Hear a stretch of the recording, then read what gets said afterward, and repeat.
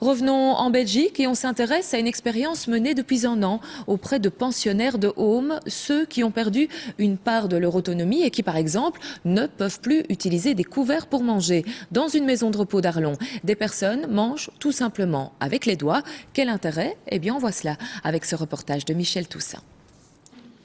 Elles sont 4 parmi les 90 pensionnaires. 4 à manger avec leurs doigts. On appelle cela le finger food, une technique qui leur permet de prendre leur repas de manière autonome alors qu'elles ne savent plus se servir des couverts.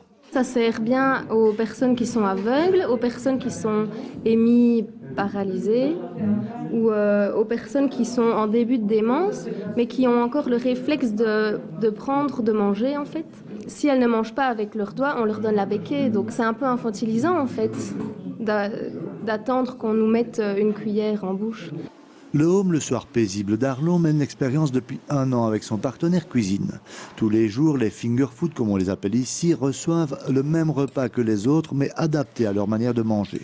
Aujourd'hui, c'est saucisses de campagne, pommes rissolées et choux rouges. On cuisine le chou rouge normalement, donc on le fait étuver avec une pomme et on rajoute un petit peu du agar-agar. C'est un produit, un gélifiant. Et puis on portionne aussi dans des flexipans et on les démoule et on découpe aussi des petits bonbons. Le dessert, crème de semoule de riz. Pour les finger food, on y ajoute de la gélatine. Manger avec les doigts peut être considéré comme une régression et n'est pas socialement facile à accepter. Pourtant, l'expérience est positive. Ça va lui ouvrir l'appétit en fait de remanger seule.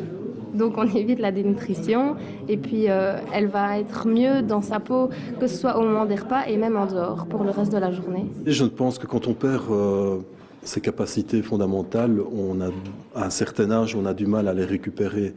Mais l'idée, c'est d'éviter une accélération dans la dégradation.